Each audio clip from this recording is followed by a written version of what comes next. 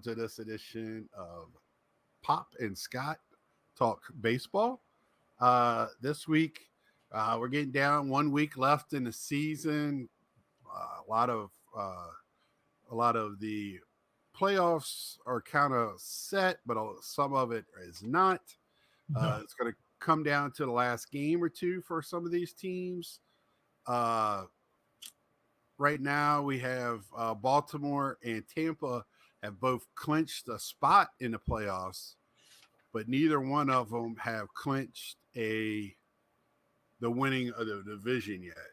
Right, it's 5 games. Yeah, and I was watching Tampa and Toronto,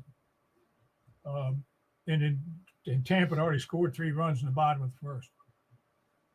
And I watched the game yesterday, and I Tampa, that organization, how they do it on a shoestring, I don't know. Now, I must admit, with Tampa in there, they've sold out every one of their games this weekend with Tampa in there.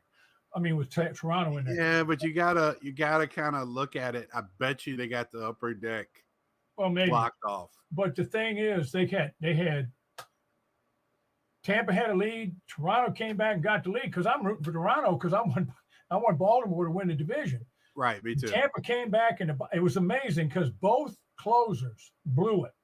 The one for Tampa and then the one for Toronto in the bottom of the ninth, they came back and scored 3 runs and won the game. Right. But you just have to give it to.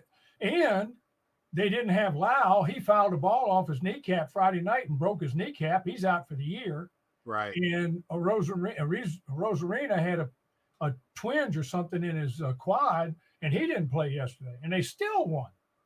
So, I mean, I don't know how they do it, smoke and mirrors, but next man up. Well, they have a strong system. They just keep rebuilding. They'll trade a couple of guys that are getting right, and then they'll rebuild and keep a couple. And they have they signed one guy to long term, but we haven't spoken of this guy with the Franco deal. That's the one guy they actually spent money on, and he's out for the year, most likely, unless something changes in his home country. Tampa, they just doing it. They just do it, and strong pitching. I saw today too another Braves pitchers down, but we'll get to that here, I guess, in a minute. Yeah. So Texas is a couple of games up on one game up on Houston, 2 in the loss column. Seattle. You know why Houston's not leading their division by 5 games? What's their the home reason? record? Houston's home record, 39-41. Which is weird. They cannot win at home. They just lost 3 in a row to Kansas City, and they're playing them again today. And Houston. Right. Now, the thing that will benefit Houston is the schedule because, thank you, Lord, they play their last 5 games on the road. So they might have a chance to win, but they can't win at home. They cannot win at home. You have a losing. And see, that's Tampa. Tampa's got the best record in baseball at home. They're 53-27. Houston can't win at home. What the heck? Right. Well, you got Houston and Seattle. It's down to one team race there with Seattle. I mean, they're a half game back, so they're still in it till the last day. It looks like. And they play Seattle. They play one with Texas at Texas today. Then they play at home against the Astros 3, and then they play Texas 3 at home. So it's up to them. They win for 5 of those 6 games or 4 of those 6 games, they might make the playoffs, but it's up to them. Right. These teams all play each other. Right. So somebody's gonna get knocked off because I was right at the beginning of the year. 3 teams out of the American League East are going to make the playoffs. The Orioles and Tampa, and I think Toronto's going to make it. Right. Yeah, I think Toronto is going to make it. It just depends. Seattle, Texas, Houston, and Seattle. One of those is going to be out. Right, and which one's going to win the division, and which one's going to be the last wild card spot. Uh, and the other one, so we have Milwaukee clinching a playoff spot. They pretty much have, I would say, clinched. I mean, it's got to be like today or tomorrow they clinch the division.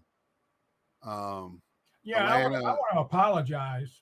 uh huh, I want to apologize to the Central Division of both teams, of both leagues. Because right. in the We beginning don't. of the year, I badmouthed them about how they were playing. And they wound up, the Central Division in the National League got really competitive, playing a lot of good ball. In Minnesota, their pitching was always good, but they started hitting and scoring runs. In Minnesota and in the Central Division and the National League, both picked up the speed. And I owe them an apology because I was badmouthing them at the Well, beginning of the year. I just read too that Minnesota just activated Paddock, who used to be in the athletics organization from Tommy John surgery. So I don't think I think it's too late in the year for him to be on the playoff roster, but still, that's something to look forward in the future if for pitching because he was a top guy coming up in the minors. So Well, see, and then I was hoping Baltimore would catch Atlanta and have the home field, but Baltimore lost three in a row. So right. Atlanta's scuffling right now, but Baltimore lost three in a row. And they won 2-1 last night. I'm sitting there. I didn't watch football. I watched baseball. I had a heart attack. Right. Well, uh, Atlanta's all but clinched home field. I mean, they're about Yeah, to get their 100th win. Uh, so it looks like Miami is still in it. Cincinnati's still in it. Cincinnati's 2.5 games back, and like Which last night playing Pittsburgh, they were winning 9-0, and they lost 13-12. They can't they can't. And the Cincinnati Enquirer had an article on the sports page about Dela Cruz turned out to be a bust because he can't hit curveballs. That's how the other managers have told their pitchers, don't, if you throw a fastball to Dela Cruz, make sure it's not in the strike zone. Throw it off the plate, throw your breaking balls for strikes because he can't hit them. Yeah, but I mean, he could work on that. To say he's a bust after one, not even. I agree. That's a kind of little strong, but right. He's like 2 for 29 or something. They got to work on that in the offseason. If anybody rewinds my videos, I kept calling him a great athlete. He's still raw. He's still learning the game. He's still young. Everybody needs to pump the brakes by saying he's a bust. I haven't heard that. That almost triggered me. I hate hearing that about a young person. Let him have some time to. And that was a hometown. They figured him out. Now he needs to figure it out. Well, Cincinnati, there you go. I mean, they put chili on noodles. Let's be real. So the Cubs should hold on. Miami's got some troubles, but they're a game back. And again, we're talking about the Cubs have to play it. They have Colorado today, then they play at Atlanta for 3, and then at the Brewers for 2. Well, there you go. They got tough. They got some tough games. Although Atlanta's probably going to be resting people. You got Miami. And the Reds, they're playing. They've got Cleveland for 2 and St. Louis for 2, but I think they're done. And Miami, they play at the Mets for 3 and at Pittsburgh for 2. And so it's right there. Yeah, the Mets are playing all their young guys. The Phillies are beating up on them. If Miami goes 4-1 in those last games, the Cubs are going to have to do something. So, I mean, strength of schedule has – a guy on MLB the other day said, strength of schedule means nothing. People saying that they're wrong because these teams that aren't playing for anything, they come up and knock off anybody. I'm thinking, of course, anybody can win. Right. But you're going to tell me you would rather – personally – strength of schedule means something to me. I'd rather play the Nationals. I'd rather be playing the Nationals than the Baltimore Orioles at the last 2 games of the year. I mean, Don't tell me strength of schedule doesn't mean we don't talk about betting odds on here, but that's how they do betting odds. Exactly. I mean, you're going to tell me that you'd rather play in Atlanta for 3 games, or play in Cleveland for 2 games. I mean, give me a break. Yeah, Arizona has they they fell off there for me, but they're hanging on, and they're only half a game in, so And I they don't know play what the their White schedule is. Sox. They play the Oh, White okay. Sox for 3, and then they play the Astros at home for 2. Oh, okay. Well, the So Astros, I they're mean, gonna be that Arizona. might be the series of the series right there. See, Both teams playing for a spot. this is what I'm hoping for. I'd like to see something different. I'm hoping that the team in the American League, that somebody's going to get left out, and I'm hoping the team that gets left out of the Astros. Me too. Me And too. Seattle and Texas make the playoffs. To me, that would, and let the Cubs and whoever. I mean, I love see Arizona in the playoffs. I think that's Me fantastic. too. And we're going to get to why in a minute, because we saw history this week. We're seeing history this year, and we're going to talk about it. Let me get this off the screen. Great segue on why I want to see Arizona in the playoffs. Let me see here. Let me get this up.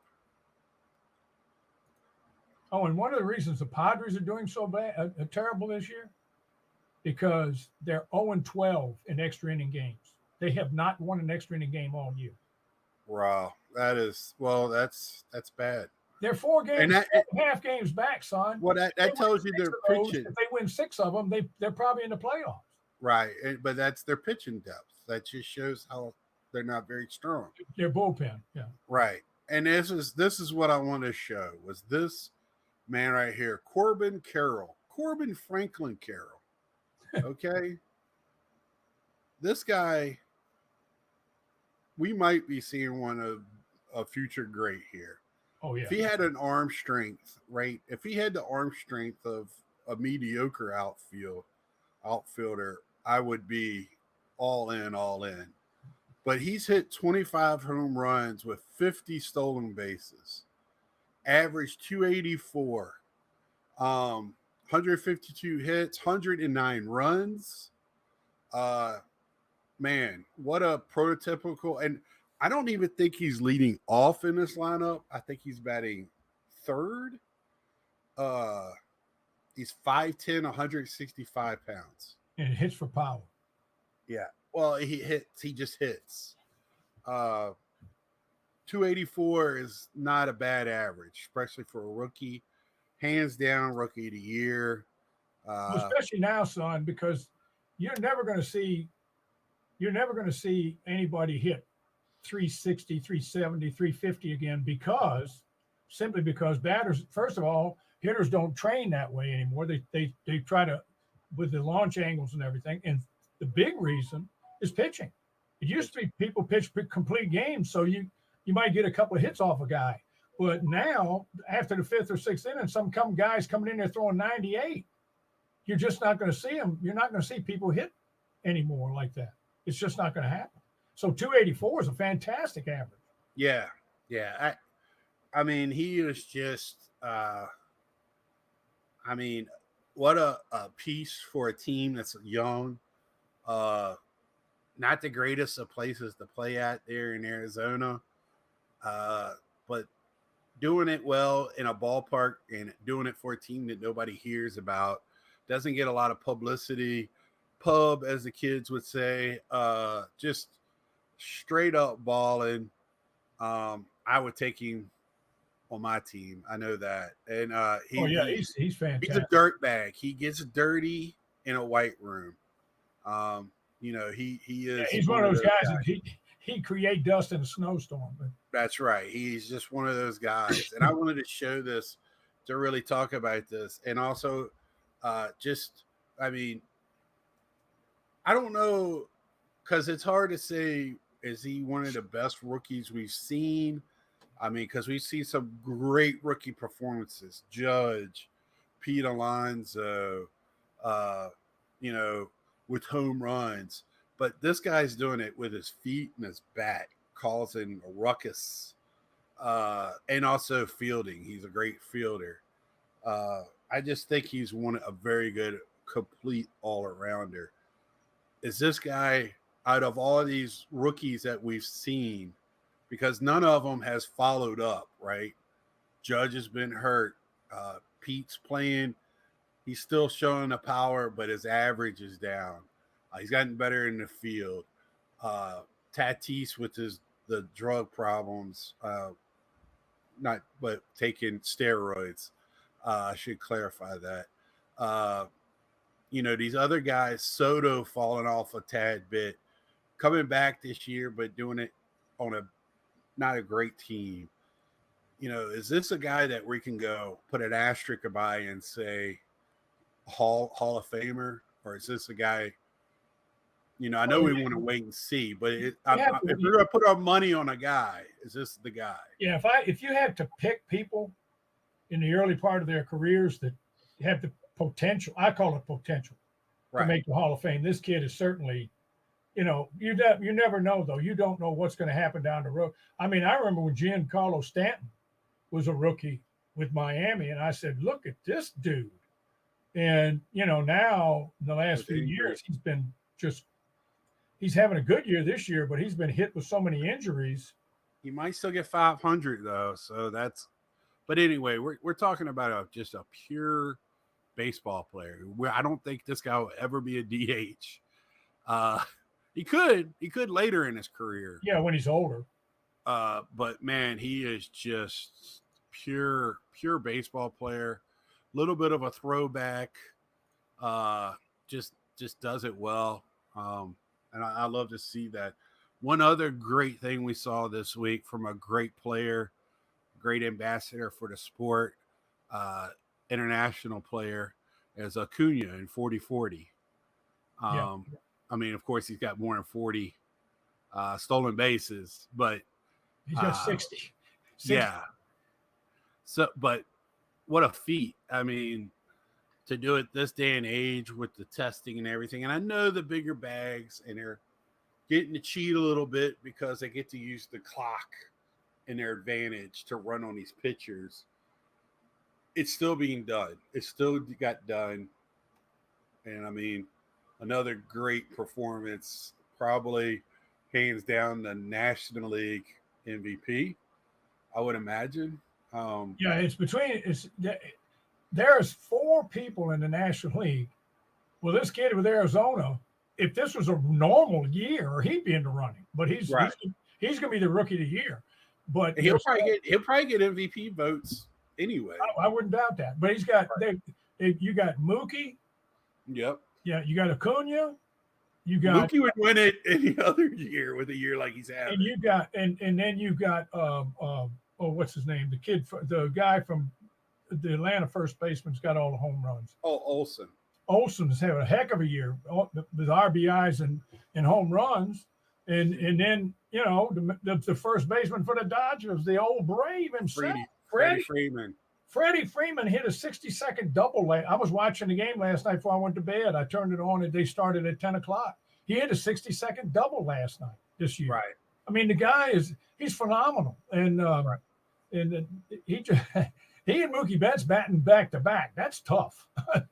Yeah, and I mean, and the Dodgers are playing really well right now.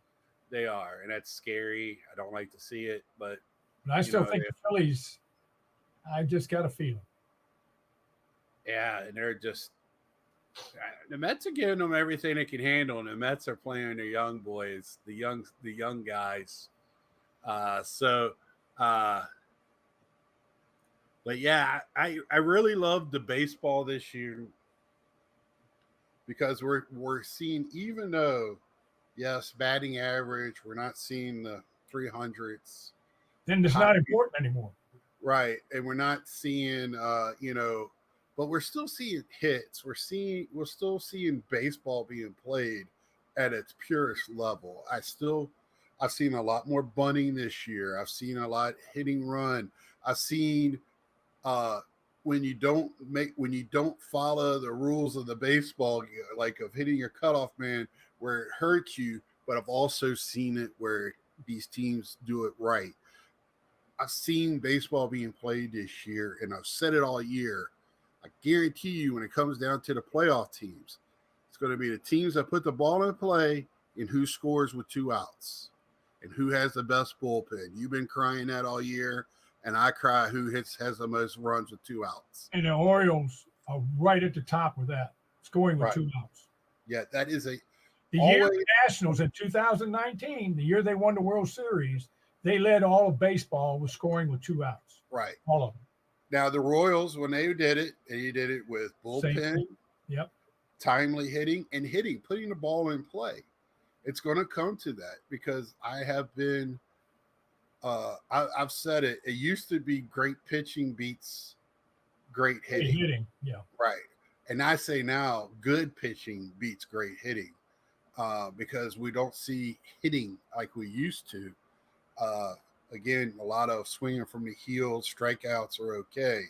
But in playoff baseball, where a 2-run game is more possible than in a regular season because you're getting everybody's 1, 2, and 3 pitchers. You're not getting 1, 2, 3 pitchers from the bottom of the division or the 4s and 5s. Well, see, that's Freddie. Freddie Freeman, they showed last night after he got a 60-second double, about a third of the doubles he hit were to the opposite field. Right. And because he uses the whole ballpark. They said last night, and it was the Dodger. It was the Dodger announcers. But the guy said, I've been watching him all year, and you can't defense him because he hits the ball to all fields. You can't defense him. The only way you can defense him is if you know exactly where the pitcher's going to throw the ball. And the older he gets, probably the better he is at it too. The man has been doing it. He's a professional hitter. Plus still has a plus fielding glove. So they don't have to have him at DH.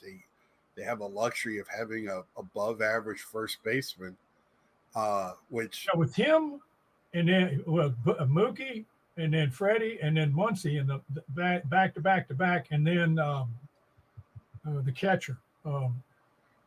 Will Smith. Yeah, Will Smith was hitting 4th. So I mean that's a pretty good lineup. Yeah. That lineup, and I mean, is it as powerful as some lineups we've seen of the Dodgers in the past? No. But it's still very, very good putting the ball in play, and they have some good young players too. That lineup can get deep on you on some good nights when those guys are all seeing the ball and putting it in play. That lineup all of a sudden becomes a very deep lineup. And what do I mean by that? Is it's not just the first 5 or 6 hitters and you can just pitch to 7, 8, 9 and get past that lineup. No, it all of a sudden becomes a nightmare because the lineup is so deep. See, there again, that's the Orioles.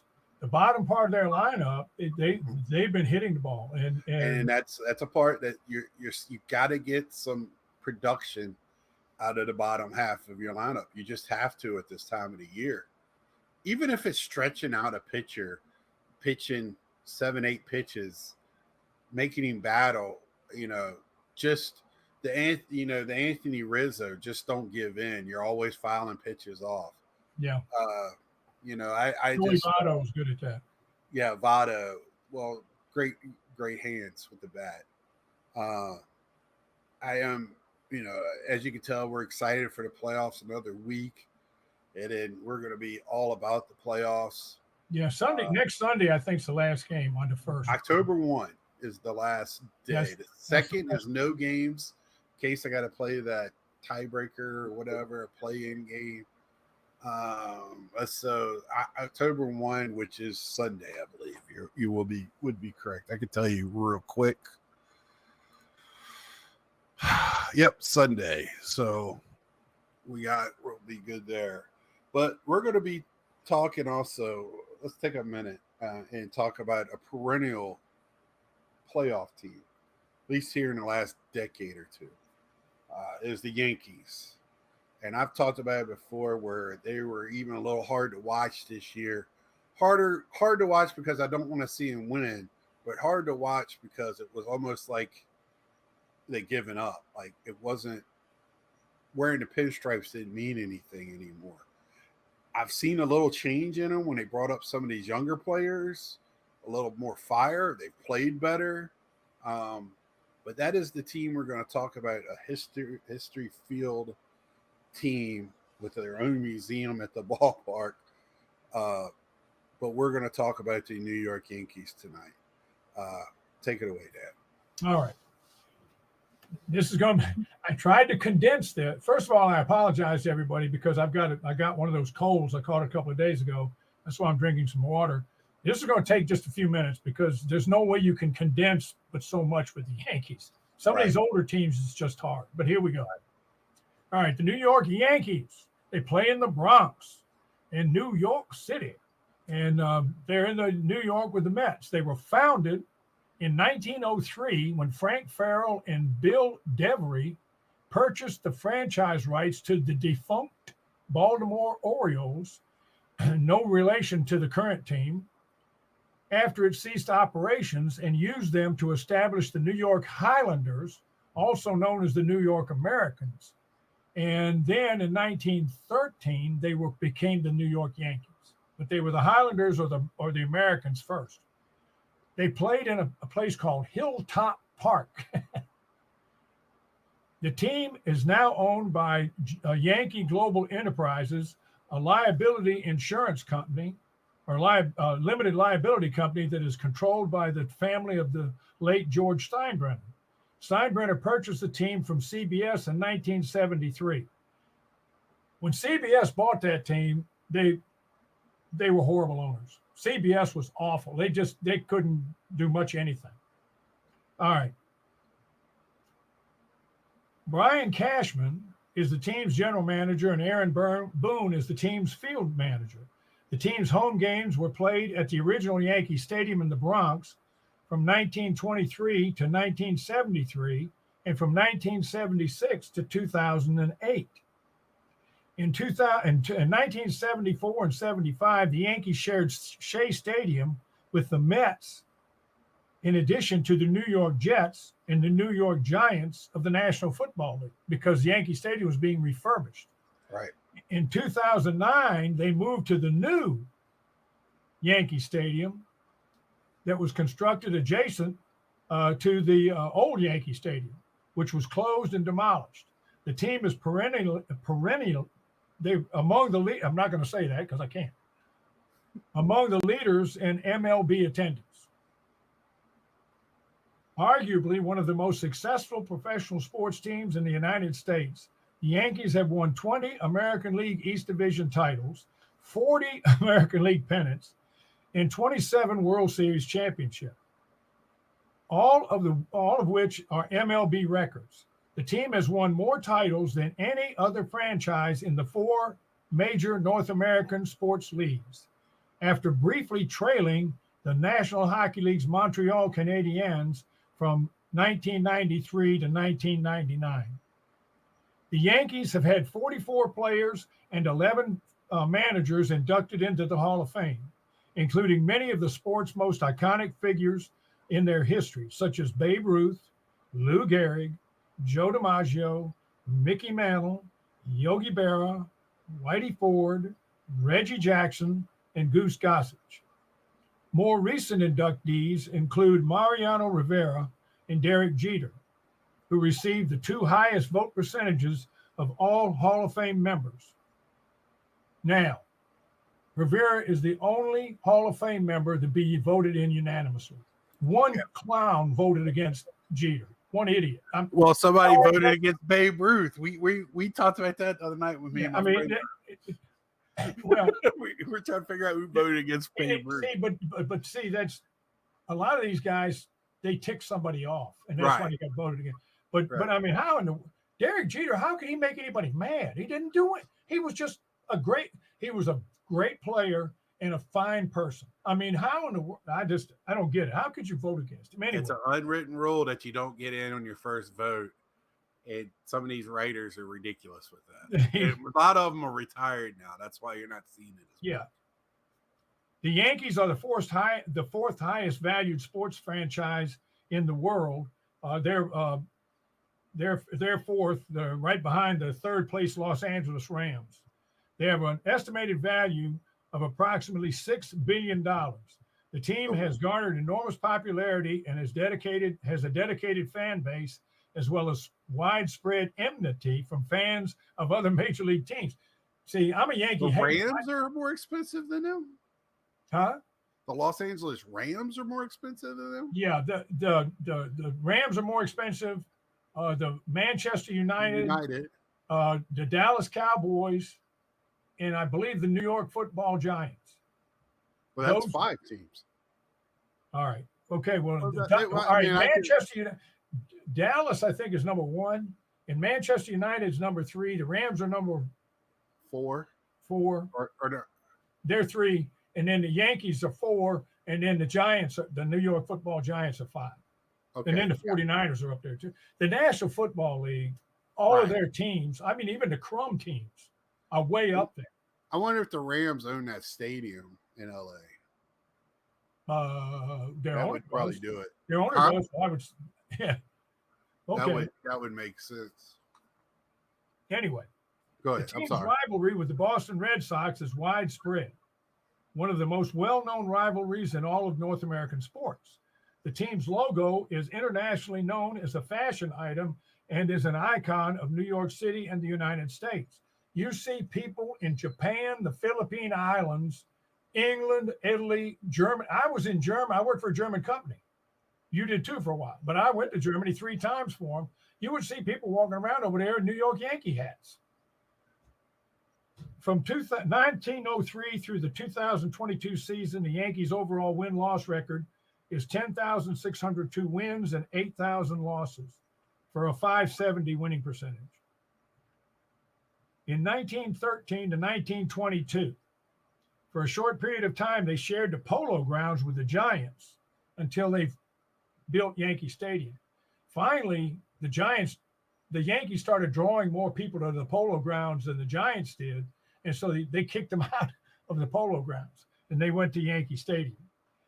In 1920, they went to Yankee Stadium in 1923, and at the same time, they got Babe Ruth in a trade with the Red Sox, and it became known as the Curse of the Bambino, because it took the Red Sox 86 years to get to the World Series after they traded Ruth, because the owner of the Red Sox was trading all these players to the White Sox and the Yankees because he was trying to get money for his Broadway show, his musicals. And it bombed.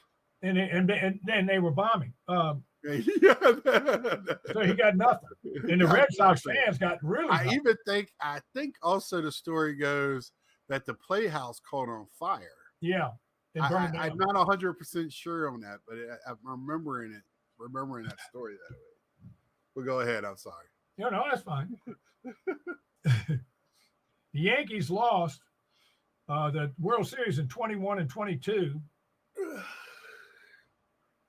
When they moved to Yankee Stadium in 23, Babe Ruth hit a home run on opening day, and after that, it was called the house that Ruth built. That's right. The Yankees went on to win the World Series that year. In 1927, they had what is called Murderers Row, considered by many the greatest baseball team of all time. They were called Murderers Row. They got that name from a place called the Tombs, which is a big prison in New York City, and they got that name from that. Ruth hit 60 home runs, and they swept Pittsburgh in the World Series. In 1934, Ruth left the Yankees, and Joe DiMaggio was a rookie that year.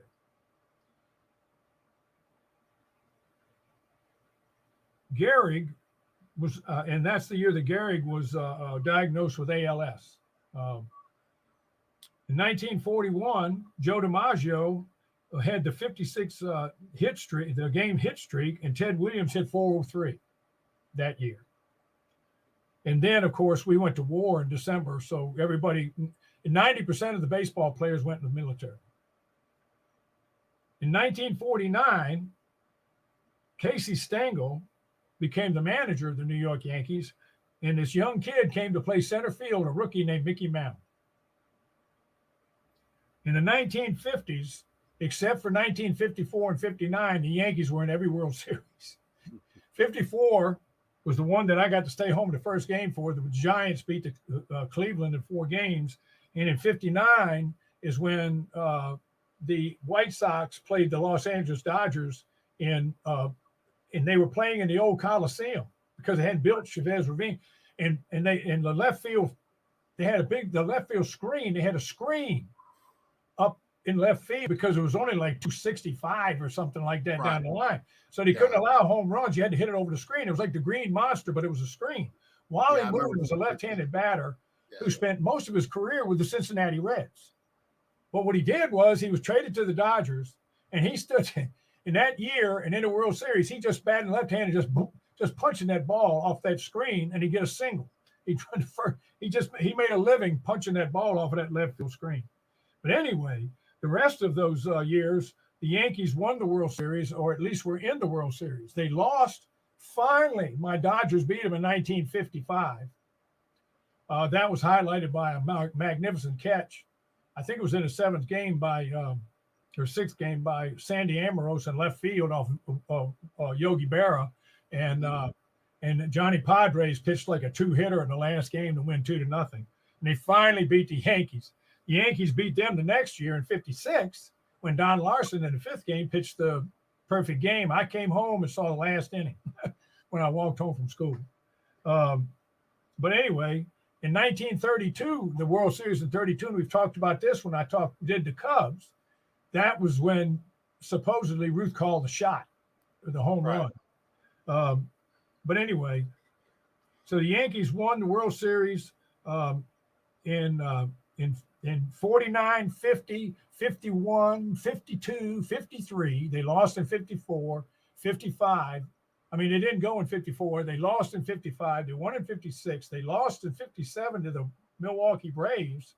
And then the next year, the Braves had them 3-1, and they came back and won the last 3 games and won. And then they won in 59 and 60. Then in 61, I was telling you earlier, yesterday Cincinnati had a 9-run lead on Pittsburgh and they lost. Well, the Pittsburgh announcer said at the end of the game when Pittsburgh won 13-12, this is the greatest comeback in Pittsburgh Pirate history. Well, I'm sitting there going, excuse me. Obviously, you weren't here in 1961. You didn't see Bill Mazeroski hit the home run that won Game 7 in the World Series against the Yankees. That's the greatest comeback in Pittsburgh Pirate history. But anyway, in 1960 to 64, in 59, they traded for Roger Maris from their AAA farm team to Kansas City Royals. The Kansas City Athletics. They became known as the M&M Boys. And in 1961, Roger Maris hit 61 home runs to break Babe Ruth's record. They beat the Giants in 1962 when McCovey hit that shot that Bobby Richardson caught at second base. Now, I made that little joke about the Kansas City Athletics because for years, the Yankees would find somebody and give the Athletics a bubblegum wrapper and get a heck of a ball player like Roger Maris. Well, when Charlie Finley bought the Athletics, he said, I'm not supplying the Yankees with ball players ever again. And that's when, remember, the A's got good. And in the 70s, about 20 years after this, 15 years after, the A's had a heck of a team in the 1970s. They won some World Series. But anyway, let's go back to the Yankees. They beat the Giants in 62. They swept L.A. in 63, and they lost to the Cards in 1964. Now, in 1965, CBS bought the team, and the team went downhill. And I said before, in 73, Steinbrenner bought the team.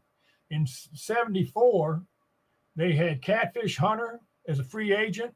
Billy Martin was the manager, and they lost in the 76 World Series 4-0 to that Reds team that was outstanding.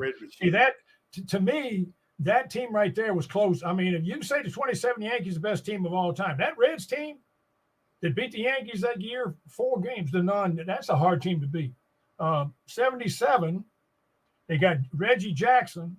He hit 4 home runs in the World Series, but what made that Reggie Jackson's time with the Yankees so famous was Billy Martin and George Steinbrenner had feuds going all the time.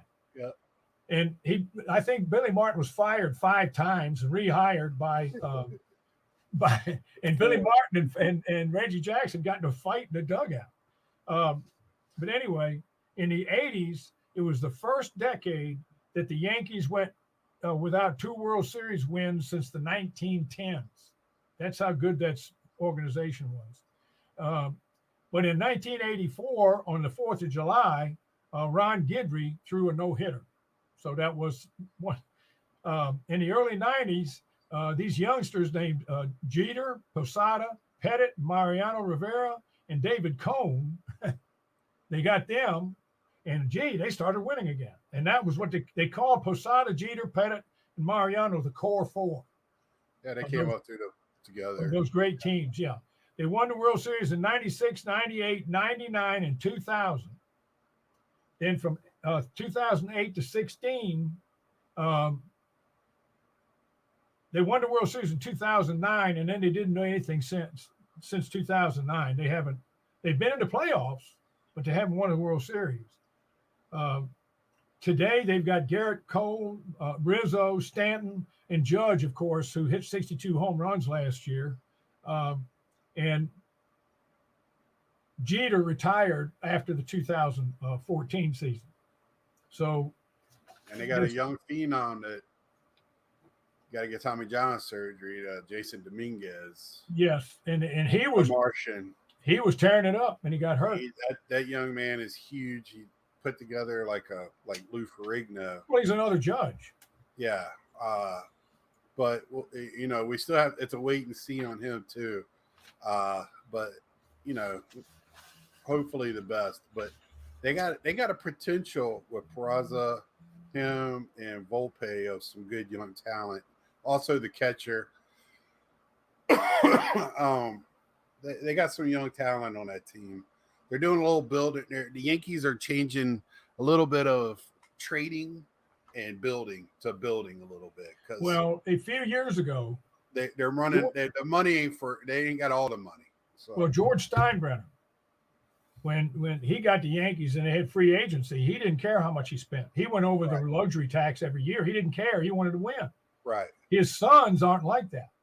Now, this year, they had the 3rd highest payroll behind the San Diego Padres and the Mets. The Mets were 1, the Padres were 2, and the Yankees were 3.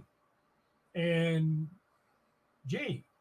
I guess that proves money doesn't buy championships every year because none of those teams are even they're not going to make the playoffs. So the one problem the Yankees had was that they had all these guys, these big, strong guys, but they had no speed. They had none, and their defense suffered because of it. Their base running suffered because of it, and so they had different problems. I'm one of those people that I don't.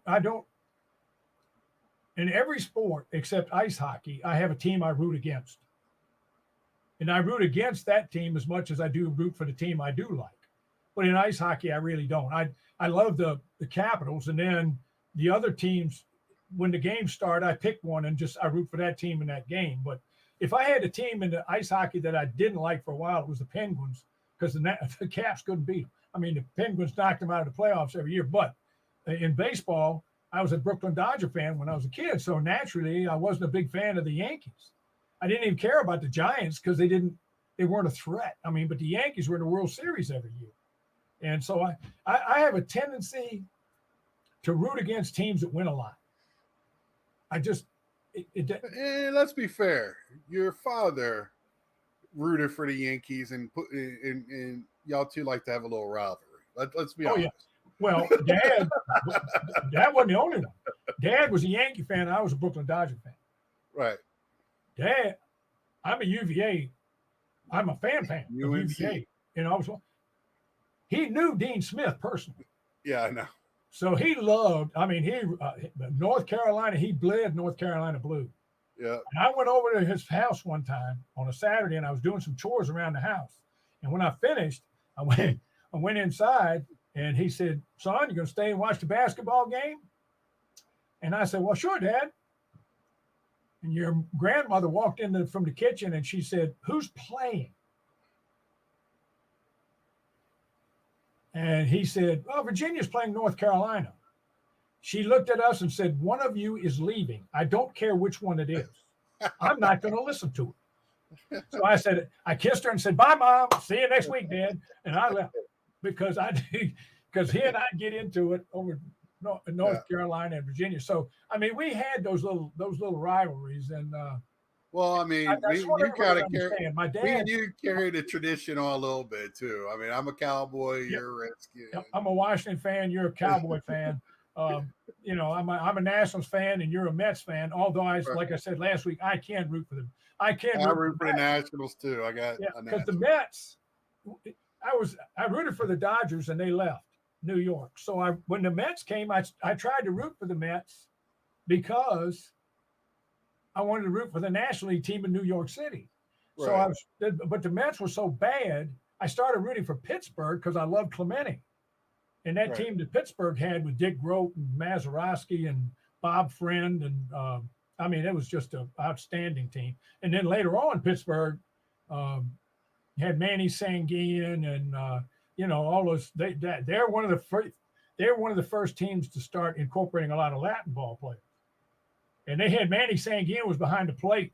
And I remember I went to work at Brown and Williamson one night, and one of the guys was talking to me. We worked graveyard shift, and he was talking to me about how great the pitchers were in Pittsburgh because that was the year they beat Baltimore in the World Series. And I told him, I guess so, because they can't steal the signs. He said, "Why?" And I said, "Because Sanguin puts them down in Spanish." But anyway, that's you know, I dislike the Yankees because, you know, I was a Dodger fan. So and the Yankees won all the time. And now I just want to add one thing to your Yankee thing, and I think this is huge for baseball, is they were the first team to implement numbers. Yes. On the uniform. And so the guy that went name on the back. And when they put what number you wore was the position you played. So Yogi Berra wore 2 because he played catcher. Now a lot of people then he changed to 8 later on, right? Ruth was 3.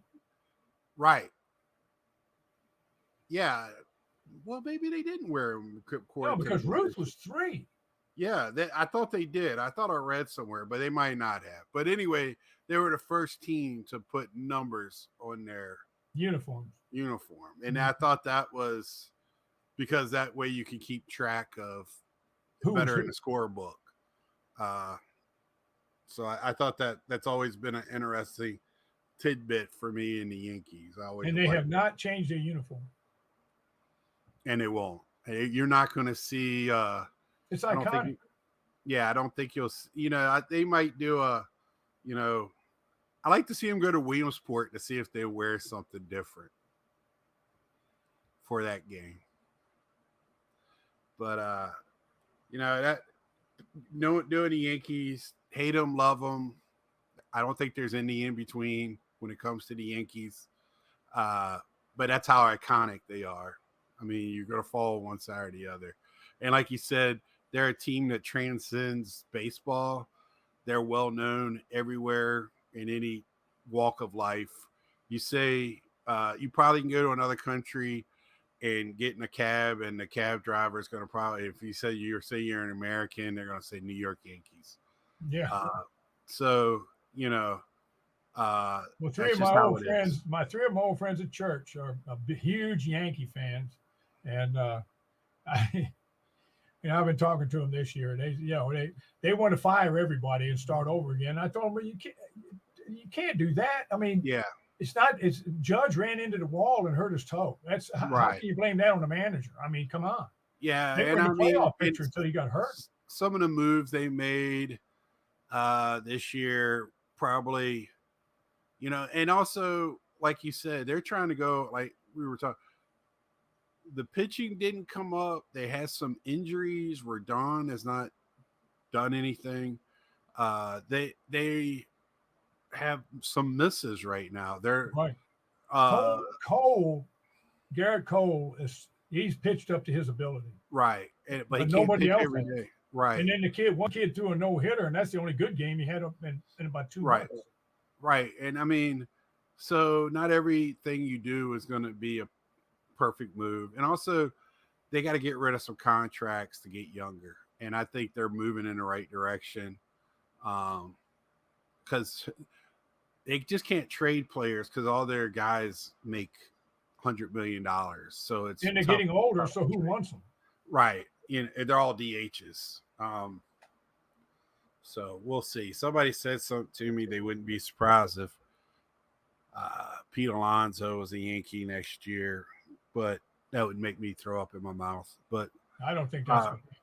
and also one of my Philly friends said, don't be surprised if he goes there. And I'm like, yeah, I think Harper's got first unless he's going to DH. But anyway, um, Dad, appreciate it. I know that was tough to do as an anti-Yankee fan that you are. No, Uh, I don't mind. No, it's a baseball thing. it's a It's still baseball thing. baseball. That's Yeah. Uh, if the Yankees so weren't there, I'd have to find somebody else. so next week, we're going to do a team. It's going to be the playoff preview, a breakdown of playoffs. We're going to know all the situations. Most likely, we do record this on a Sunday. Hopefully, by the Sunday, we'll know what's going on, or if it's a playoff game on Tuesday or on Monday. I mean, we'll break that down. But next week is going to be the playoffs, and we'll break that down team by team, and hopefully, we'll even know the matchups then and get more into it. So until then, anything else there from you? One real quick thing. Yeah, The go ahead. last 2 weeks, I've been harping on this thing about the catchers on one knee not being able to block the ball. Mm-hmm. Yesterday, the highlights, you talk about the baseball gods getting even with the old man. 2 catchers.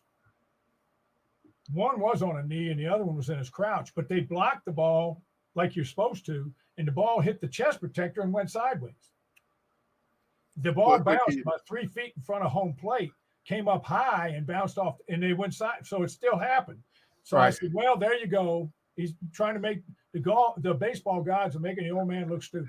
So, and and the run scored, and one of them was the guy we were bragging about last week, Maldonado with Houston. Yeah, it happens. That's how they lost to Kansas City. That was the winning run for Kansas City. The ball it's round and it doesn't always go where it should.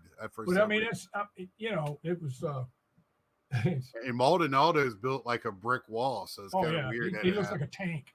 Yeah, so. But I thought I'd throw that in there. The baseball guys they got even with me. That is funny. Yeah, and I see that catchers, umpires haven't got any better. So I'm going to be interested. I'm going to keep one eye to see who gets the playoff umpiring jobs. But anyway, because there's more games now, so more of these guys get to be in the playoffs too. Not just more teams, but you got to have more umpires. So, and I don't know if that's a good thing. But anyway, like, share, tell a friend. Thank y'all for watching. Let me know what your thoughts are on the playoffs. Any thoughts on Cy Young, MVPs, whatever, leave them down below. Great conversation pieces. Until next time, see ya.